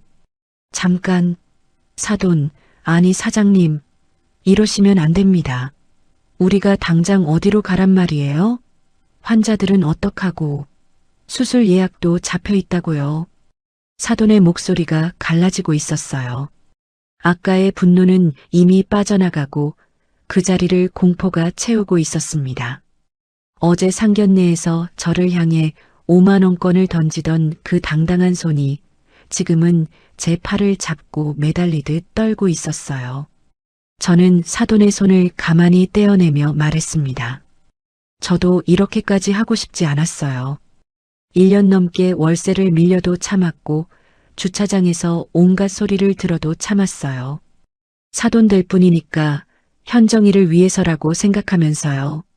그런데 당신은 제 딸한테 엄마를 버리라고 했잖아요. 제 얼굴에 돈을 던졌고요. 거기까지였습니다. 사돈이 입술을 달싹거렸지만 아무 말도 하지 못했어요. 어제까지만 해도 주차장 노인네라고 불렀던 사람이 자기 머리 위에 있는 건물 전체의 주인이라는 사실을 소화하지 못하는 얼굴이었습니다. 통보서에 기한이 적혀 있으니 확인하시고 법적 절차에 따라 진행해 주세요. 저도 건물주로서 해야 할 일을 하는 것뿐입니다. 그리고 밀린 월세도 정산해 주셔야 합니다. 저는 그렇게 말하고 돌아섰습니다. 뒤에서 사돈이 무슨 말을 더 했지만 저는 멈추지 않았어요. 엘리베이터를 기다리는 동안 복도 너머로 대기실의 웅성거림이 들려왔습니다. 환자들 사이에서 수군거리는 소리가 벽을 타고 번지고 있었죠. 엘리베이터 문이 열리고 저는 안으로 들어섰습니다. 문이 닫히기 직전 복도 끝에서 사돈이 벽에 등을 기대고 주저앉는 모습이 눈에 들어왔어요. 바깥 사돈은 흰 가운 주머니에 손을 찔러 넣은 채 허공을 멍하니 바라보고 있었습니다. 사위는 두 사람 사이에서 어쩔 줄 몰라 하며 서성이고 있었죠. 문이 닫혔습니다. 엘리베이터가 내려가는 동안 저는 벽에 기대어 눈을 감았어요. 후련하냐고 물으면 솔직히 그렇지 않았습니다. 가슴 한쪽이 무거웠어요. 상견례만 좋게 끝났더라면 밀린 월세도 천천히 해결하고 좋은 사돈으로 지냈을 텐데, 현정이가 좋은 가정을 꾸리고 명절마다 온 식구가 모여 웃으며 밥을 먹었을 텐데, 하지만 그건 저 사람들이 망가뜨린 거지 제가 선택한 게 아니었습니다. 1층 주차장에 내려와 노란 조끼에 먼지를 털었습니다. 호루라기를 목에서 꺼내 한번 불었어요. 삑 하는 날카로운 소리가 주차장 콘크리트 벽에 부딪혀 메아리 쳤습니다. 경적 소리와 매연 냄새가 익숙하게 코를 찔렀어요. 저는 원래 이 자리가 편한 사람입니다. 노란 조끼를 입고 호루라기를 불고 차를 안내하는 이 일상이 저한테는 가장 자연스러운 거예요. 건물주라는 이름으로 누군가 위에 서고 싶은 마음은 지금도 없습니다. 다만 오늘 한 일은 1년 넘게 밀린 월세와 깨진 신뢰에 대한 정당한 절차였어요. 그리고 무엇보다 내 딸을 지키기 위한 엄마의 선택이었습니다. 주차장 입구로 차 한 대가 들어왔습니다. 저는 수신호를 보내며 안내했어요. 평범한 아침이 다시 시작되고 있었지만 3층 성형외과에서는 지금쯤 평범하지 않은 아침이 시작되고 있을 거였습니다. 퇴거 통보를 한 지 일주일이 지났습니다. 저는 평소처럼 주차장에서 일하고 있었어요. 달라진 건 3층에서 들려오는 소리였습니다. 짐을 옮기는 둔탁한 소리, 직원들이 웅성거리는 소리, 그리고 간간히 터져나오는 사돈의 날카로운 목소리. 그 소리가 엘리베이터 통로를 타고 주차장까지 흘러내려왔어요. 가끔 성형외과 직원들이 엘리베이터에서 내려 주차장을 지나갈 때면 저와 눈이 마주치곤 했습니다. 대부분은 어색하게 고개를 숙이고 지나갔어요. 아마 원장님네가 이 건물 주차 관리하시는 분한테 큰 잘못을 저질렀다는 걸 직원들도 알게 된 모양이었습니다. 저는 그 시선들을 받으면서도 올라가지 않았습니다. 제가 할 일은 이미 끝났으니까요. 통보서를 전달했고 법적 절차는 관리법인 쪽에서 진행하고 있었어요. 이제부터는 저 사람들이 스스로 수습해야 할 일이었습니다. 며칠 뒤 관리법인 담당자에게서 연락이 왔어요. 사장님, 강뷰티 성형외과 쪽에서 주변 건물로 이전하려고 알아보는 모양인데 쉽지 않은 것 같습니다. 저는 따로 손을 쓴 적이 없었어요. 주변 건물주들에게 연락한 적도 부동산에 귀띔을 한 적도 없었습니다. 그럴 필요도 없었어요. 이 동네 상가 건물주들은 대부분 서로 알고 지내는 사이였습니다. 오래전부터 관리비 문제나 세입자 정보를 주고받는 네트워크가 있었어요. 강뷰티 성형외과가 현정 빌딩에서 퇴거 통보를 받았다는 소식은 제가 입을 열기도 전에 이미 건물주들 사이에 퍼져 있었습니다. 이 동네에서 건물 한 채가 세입자를 내보낸다는 건 큰 뉴스예요.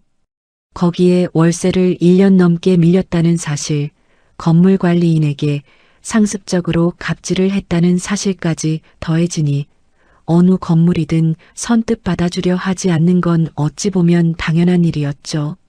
세입자 하나 잘못 들이면 건물주가 몇 년을 고생한다는 걸 이 바닥 사람들은 누구보다 잘 알고 있었으니까요. 바깥 사돈이 직접 발로 뛴다는 이야기도 들려왔습니다. 흰 가운을 벗고 양복을 갖춰 입은 채 주변 건물 부동산을 하나하나 돌아다니고 있다고 했어요. 어제까지 원장님 소리를 듣던 사람이 고개를 숙이고 부동산 문을 두드리는 꼴이 관리법인 담당자 입에서 입으로 전해져 왔습니다. 하지만 돌아오는 대답은 한결같았다고 합니다. 이 원장님, 죄송합니다만 저희 건물은 어렵습니다. 왜요? 보증금도 올려줄 수 있고 조건은 맞춰드린다니까요. 조건 문제가 아닙니다. 솔직히 말씀드리면 이 원장님네 이야기가 이 동네에 다 퍼졌어요. 월세를 1년 넘게 밀린 데다 건물 관리하시는 분한테 갑질까지 하셨다면서요? 그런 분을 들이면 저희 건물도 같은 꼴 날까봐 걱정이죠. 그리고 원장님 시설비 다 날리고 최근 병원 경영난 때문에 보증금 낼 여력 없다는 소문도 다 돌았어요. 바깥 사돈이 말문이 막혔다고 했어요. 한 군데가 아니었습니다. 두 번째 부동산에서도 세 번째에서도 대답은 같았어요. 어느 중개인은 아예 대놓고 말했다고 합니다. 원장님, 이 근처는 포기하시는 게 나을 겁니다. 요즘 건물주들끼리 세입자 정보 공유하시는 거 아시잖아요. 체납 이력 있으신 분은 어디서도 안 받아요. 원장이라는 타이틀이 이 동네에서 통하던 시절은 이미 지나 있었습니다. 지금 이 바닥에서 바깥 사돈의 이름 석자는 월세 체납자이자 갑질의 대명사가 되어 있었죠. 사돈도 가만히 있지 않았다고 합니다. 직접 부동산을 찾아가 명품 가방을 탁 내려놓고 돈은 얼마든 줄 테니 자리를 구해달라고 소리를 질렀다는 거예요. 하지만 중개인의 대답은 냉정했다고 합니다. 사모님, 돈이 있으시면 먼저 밀린 월세부터 갚으시지요. 그래야 저희도 다른 건물주님들한테 이야기를 꺼낼 수 있습니다. 사돈이 얼마나 분을 사귀지 못했는지 부동산 문을 나오며 가방을 내동댕이 쳤다는 후문까지 들렸어요. 허영으로 가득했던 사모님의 체면이 부동산 앞 보도블록 위에서 산산조각 나고 있었습니다. 또 다른 부동산에서는 더 직설적인 말을 들었다고 합니다. 그러게 주차 관리하시는 분한테 왜 그러셨어요? 그분이 이 바닥에서 어떤 분인지 모르셨나 보네요. 건물이 거기 한 채만 있는 것도 아니에요. 그리고 이 동네에서 건물 주차 관리하시는 분들 중에 그 건물 주인인 분들 많다는 얘기도 못 들어보셨어요? 저는 그 이야기를 전해 듣고도 통쾌하지 않았습니다. 오히려 씁쓸했어요. 저 사람들이 처음부터 사람을 사람으로 대했더라면 이 지경까지 오지 않았을 텐데 결국 자기들이 뿌린 씨앗을 자기들이 거두고 있는 거였습니다. 그 즈음 현정이에게서 전화가 왔어요. 엄마, 진범이가 나한테 연락했어. 현정이의 목소리는 평온했습니다. 떨림도 분노도 없었어요. 이미 마음을 정리한 사람의 목소리였죠. 뭐래? 만나자고. 할 말이 있다고. 아마 엄마한테 부탁 좀 해달라는 소리일 거야. 저는 잠시 침묵했어요. 현정이가 아직도 그 사람 때문에 마음이 흔들리는 건 아닌지 목소리에서 단서를 찾으려 했습니다. 만나줄 거야? 응. 마지막으로 한 번은 만나야지. 내 입으로 끝내야 하니까. 전화로 끝내기엔 그래도 1년 넘게 만난 사이인데. 현정이의 단호한 목소리에 저는 더 이상 묻지 않았습니다. 제 딸은 이미 스스로 결정을 내린 거였어요. 엄마가 시킨 것도 아니고 누가 부추긴 것도 아닌 온전히 현정이 자신의 선택이었습니다. 다음 날 현정이가 사위를 만났다는 이야기를 들었습니다. 현정이가 직접 해준 말이었어요. 사위가 강남역 근처 카페에서 기다리고 있었다고 합니다. 예전과는 완전히 다른 모습이었대요. 양복 대신 구겨진 캐주얼 차림에 어깨가 축 처지고 눈 밑에 그늘이 져 있었다고 했어요. 현정이가 맞은편에 앉자마자 사위가 먼저 입을 열었답니다. 현정아, 부탁이야. 장모님한테 한 번만 말씀드려줘. 퇴거를 좀 늦춰달라고. 지금 갈 곳이 없어서 우리 아버지가 매일 부동산을 돌아다니시는데 아무 데서도 안 받아줘. 이러다 병원 문 닫게 생겼어. 사위의 눈이 붉어져 있었다고 했어요. 며칠 사이에 확 수척해진 얼굴이었다고 합니다. 현정이는 사위의 말이 끝나기도 전에 대답했다고 해요. 진범아, 나도 너한테 할 말이 있어. 응? 우리 엄마가 상견례 때 주차비라고 5만 원 받았잖아. 그 돈 돌려줄 테니까 그 돈으로 멀리 가서 다시 시작해. 사위가 멍하니 현정이를 바라보았답니다. 현정이는 자리에서 일어나며 마지막 말을 남겼다고 했어요. 그리고 우리는 끝이야. 너는 그날 나한테 엄마를 버리라고 했어. 부모님이 내 엄마 뺨에 돈을 던질 때 넌 아무것도 안 했고 그런 사람이랑 가정을 꾸릴 수 없어. 사위가 뭐라 말하려 했지만 현정이는 돌아보지 않고 카페를 나왔다고 합니다. 카페 문을 밀고 나오는 순간 눈물이 터졌다고 했어요. 하지만 뒤돌아가지는 않았다고요. 현정이에게 그 이야기를 전해 듣고 저는 한참을 아무 말도 하지 못했어요. 제 딸이 저렇게까지 단호하게 선을 그을 수 있게 된 것이 대견하면서도 마음이 아팠습니다. 31살짜리 딸아이가 사랑했던 사람에게 이별을 통보하는 게 쉬운 일이었겠어요. 현정이의 목소리가 아무리 담담해도 카페 문 밖에서 터뜨린 그 눈물의 무게를 엄마인 저는 알고 있었습니다. 하지만 이 아이가 내린 결정을 저는 믿었어요. 현정이는 제가 생각하는 것보다 훨씬 강한 아이였으니까요. 저녁에 주차장 문을 닫으며 3층을 올려다 보았어요. 성형외과의 불이 아직 켜져 있었습니다. 아마 저 안에서는 지금도 짐을 싸고 어디로 갈지 회의하고 서로를 탓하며 목소리를 높이고 있겠죠. 문득 상견례 날 아침이 떠올랐습니다. 사돈이 외제차 창문을 내리고야 차 똑바로 안 봐? 라고 소리치던 그 순간이요. 그때만 해도 저는 속으로 빌었어요. 제발 며느리 엄마 앞에서는 다른 사람이기를, 현정이를 아껴줄 사람이기를. 하지만 현실은 제 바람과 정반대였죠. 사돈은 주차장에서나 상견례장에서나 똑같은 사람이었고 결국 그 사람의 본성이 이 모든 일을 만든 거였습니다. 가로등 불빛 아래에서 현정 빌딩의 간판이 조용히 빛나고 있었어요. 저는 호루라기를 조끼 주머니에 넣고 건물을 등졌습니다. 오늘 하루도 끝났어요. 내일 아침이면 다시 노란 조끼를 입고 이 자리에 서겠지요. 달라진 거라곤 3층에서 들려오던 사돈의 하이힐 소리가 이제 곧 사라질 거라는 것뿐이었습니다. 퇴거 기한이 다가오고 있었습니다. 강뷰티 성형외과는 결국 이전할 건물을 찾지 못했어요.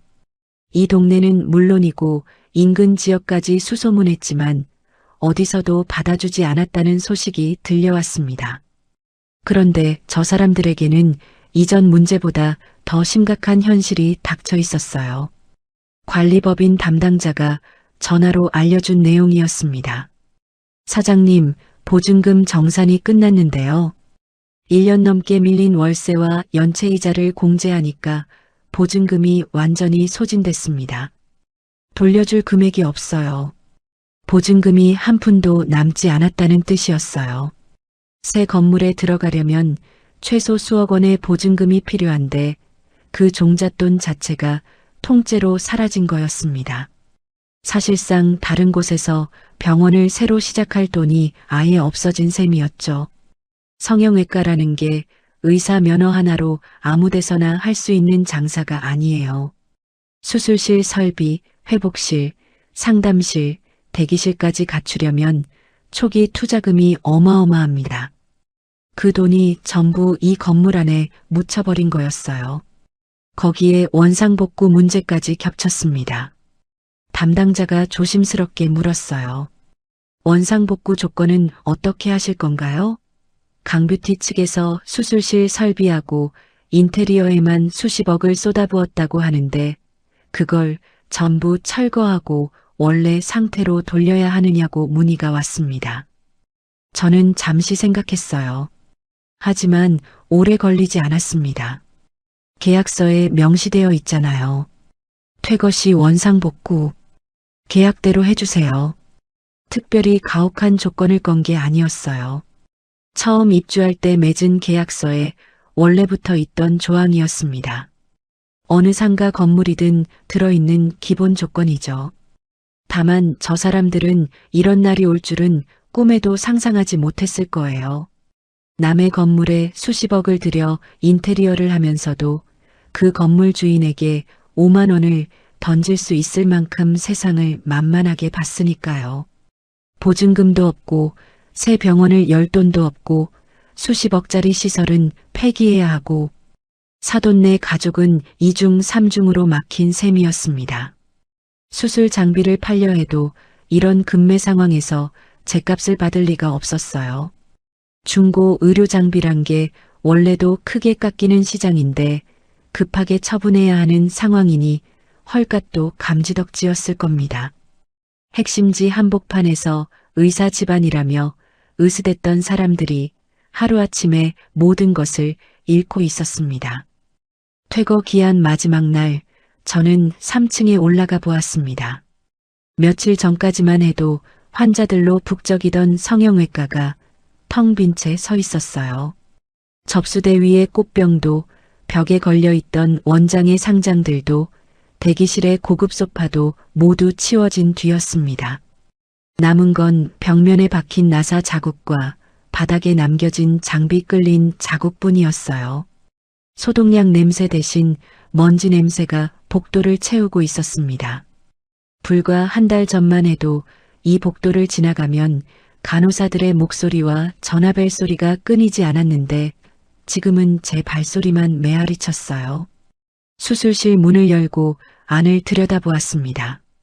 천장에 매달린 등이 전원이 꺼진 채 축 늘어져 있었고 수입산 대리석 바닥에는 장비를 끌어낸 흔적이 길게 긁혀 있었어요. 이 방 하나를 꾸미는 데만 억 단위의 돈이 들어갔을 겁니다. 벽면을 감싸던 항균 패널은 이미 뜯겨나가 있었고 그 아래로 시멘트 벽이 그대로 드러나 있었습니다. 화려했던 껍데기 안에 있던 민낯이 고스란히 보이고 있었어요.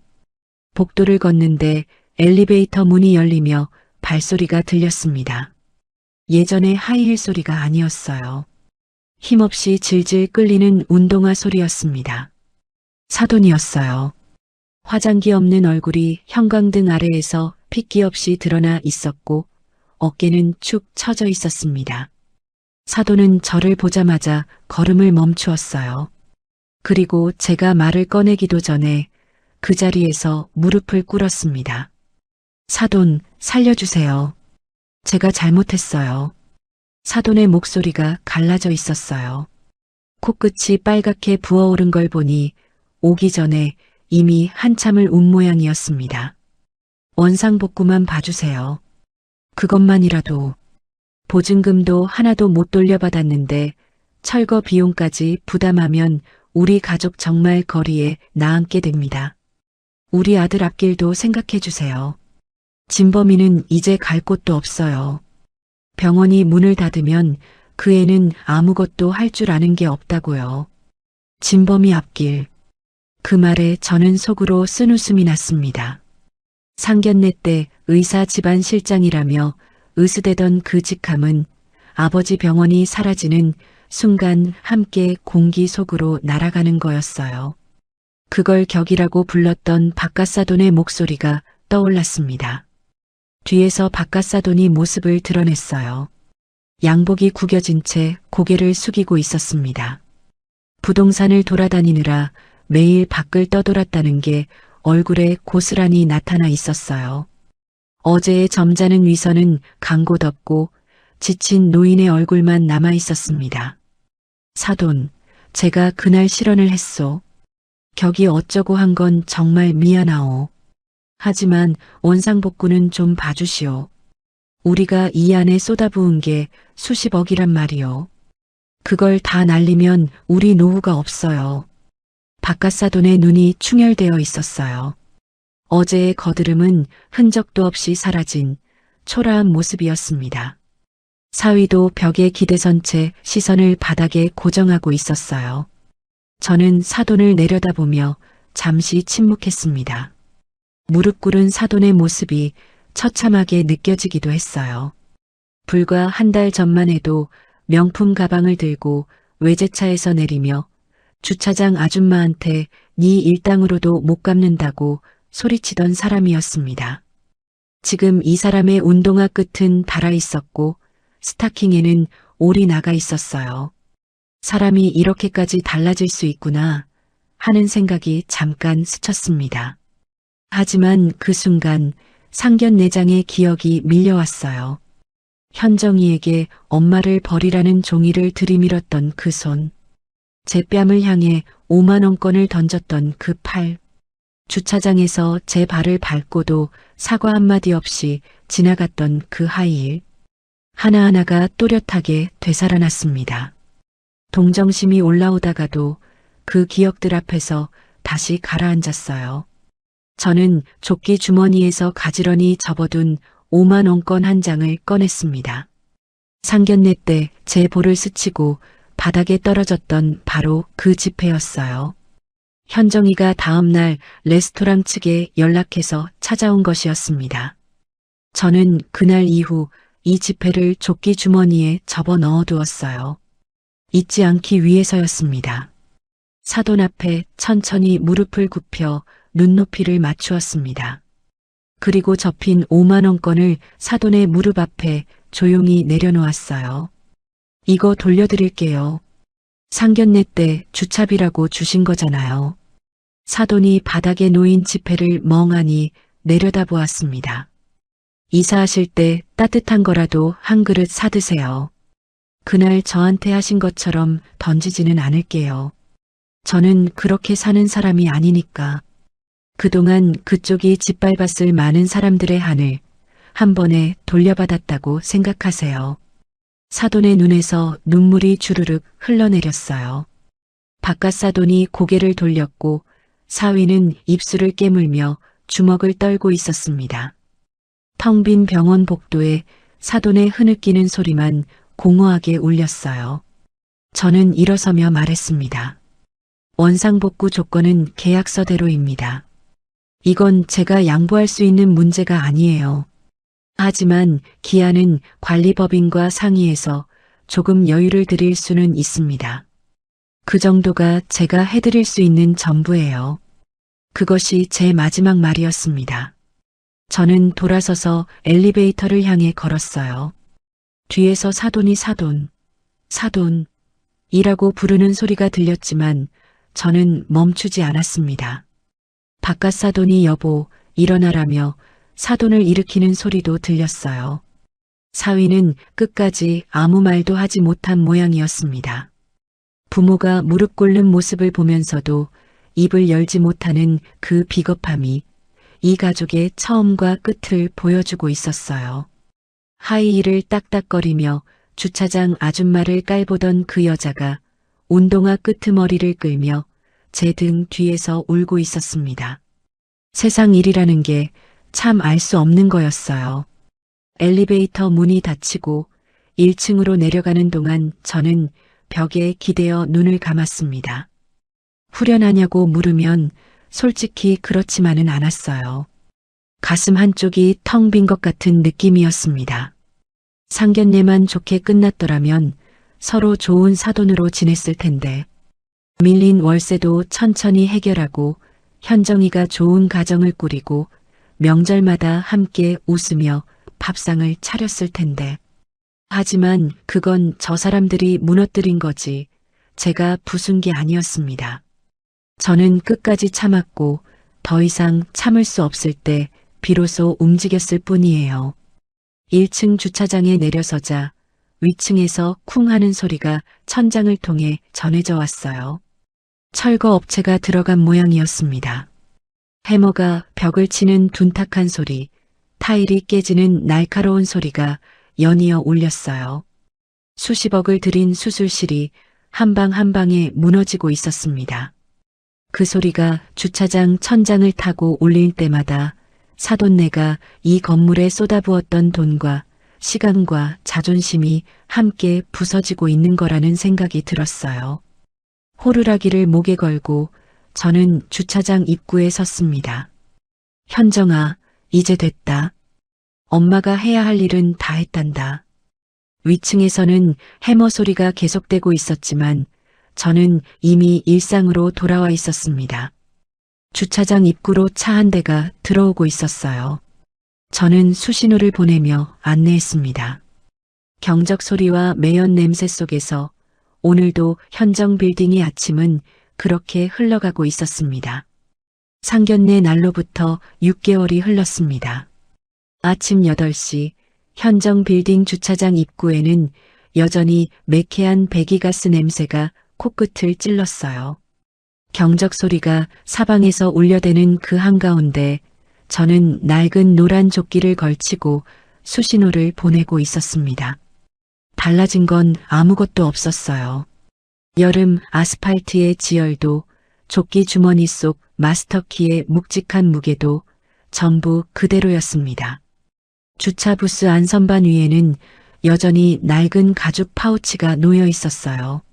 지퍼가 반쯤 닳아버린 그 파우치를 매일 아침 조끼 주머니에 넣는 것도 변함없었죠. 다만 그 안에서 빠진 게 하나 있었습니다. 5만 원권이요. 원래 자리로 돌아갔으니 이제 파우치 안에는 열쇠만 남았어요. 그게 훨씬 가벼웠습니다. 다만 한 가지 3층에서 5층까지의 풍경은 완전히 바뀌어 있었어요.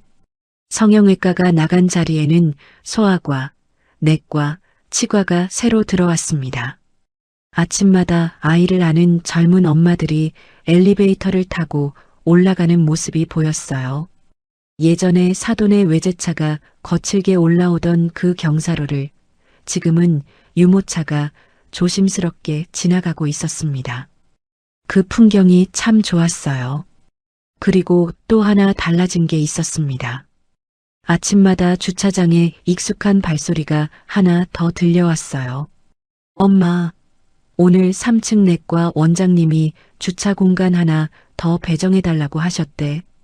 내가 처리해도 되지? 현정이었습니다.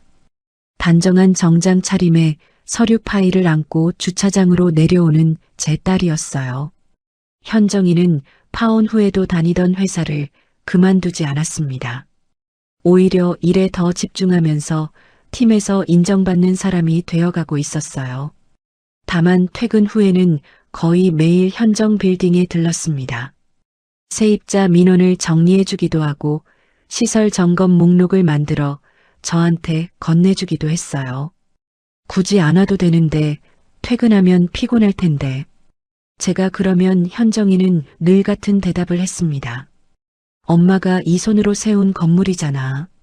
나도 옆에서 거들고 싶어. 그 말을 듣던 날 저는 주차장 구석에서 몰래 눈물을 닦았어요.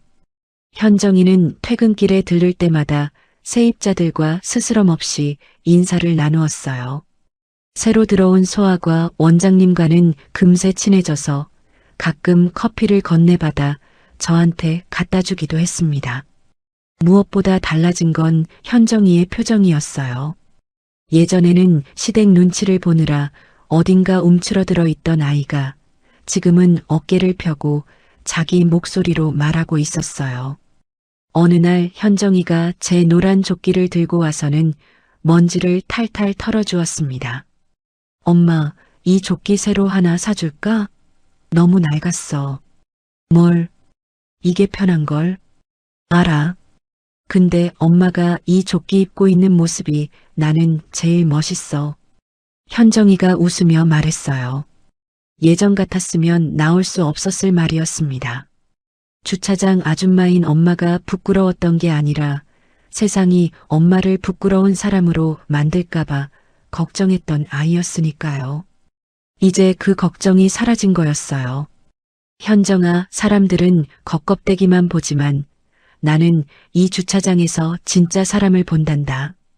어떤 차를 타고 오느냐보다 주차 관리하는 사람한테 어떻게 인사하느냐를 보면 그 사람 됨됨이가 다 보여. 저는 호루라기를 만지작거리며 말했어요. 그리고 현정아, 건물보다 더 단단한 건 너의 마음이란다. 이제 아무도 너를 함부로 못해. 현정이가 고개를 끄덕이며 미소 지었습니다. 그 미소가 6개월 전 상견례장에서 하얗게 질려있던 얼굴과 겹쳐지면서 가슴이 뜨거워졌어요. 오전 주차가 거의 마무리될 즈음 현정이가 다시 주차장으로 내려왔습니다. 엄마, 오늘 주차장 다 차면 우리 맛있는 거 먹으러 가자. 엄마가 좋아하는 칼국수 어때? 그래, 오늘은 엄마가 쏜다. 뭘 엄마가 쏴? 내가 살게. 현정이가 까르르 웃었어요. 그 웃음소리가 주차장 콘크리트 벽에 부딪혀 퍼져나갔습니다. 경적 소리와 매연 냄새 속에서도 그 웃음소리는 또렷하게 들렸어요. 내 딸의 이름을 딴 이 빌딩이 이제야 진짜 주인을 만난 것 같았습니다. 호루라기를 입에 물고 삑 한번 불었어요. 경쾌한 소리가 아침 공기를 가르며 퍼져나갔습니다. 다음 차가 들어오고 있었어요. 오늘도 현정 빌딩의 아침은 소란스럽고 활기차고 평화로웠습니다. 여러분, 오늘 이야기 어떠셨나요? 주차장에서 매일 고개 숙이고 일하던 엄마가 사실은 그 건물 전체의 주인이었다는 거 참 통쾌하기도 하고 한편으로는 마음이 아프기도 했을 거예요. 사실 이 이야기에서 제가 가장 하고 싶었던 말은 이겁니다. 사람을 겉모습으로 판단하면 그 대가는 반드시 돌아온다는 거요. 노란 조끼를 입었다고, 거친 손을 가졌다고 그 사람의 가치가 달라지는 건 아니잖아요. 이번 이야기가 비슷한 경험을 겪으신 분들에게 자그마한 위로를 전달드렸기를 바랍니다. 오늘 이야기가 마음에 남으셨다면 구독과 알림으로 다음 만남을 예약해두세요. 우리네 드라마 극장이 다시 찾아갑니다. 그리고 오늘 이야기를 듣고 느낀 감정과 생각을 댓글로 소통해주세요.